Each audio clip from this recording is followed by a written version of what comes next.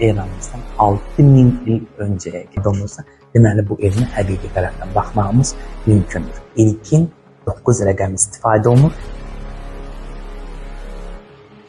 Nəcməddin bəy, numerologiya nədir və bu elm qaynağını haradan götürür?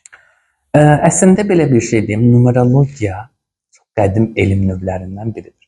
İnsan təfəkkür inkişafını rəqəmsal olaraq qəbul edib, informasiyanı da rəqəmsal olaraq təyin edir.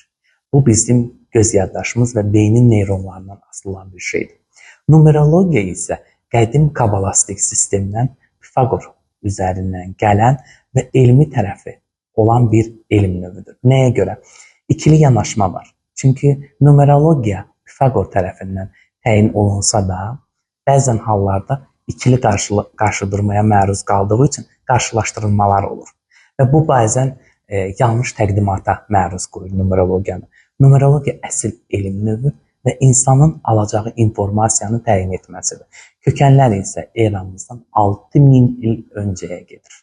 Yəni, bu qədim Yunanistan, Roma, Misir və oradan Çin, Yaponiya təqdimləri ilə insanın formalaşması, dünyaya gəlişi və eyni zamanda hər bir rəqəmin özünün özəlliyi var ki, numerologiyada ilkin 9 rəqəm istifadə olunur, 1-dən 9-a qədər.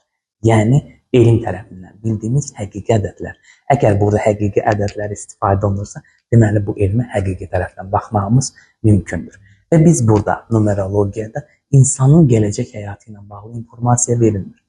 Olası yaşantılar, yaşana bilmə ehtimalları və numeroloqdan asılı qalmağınız üçün bu məlumatlar verilmir.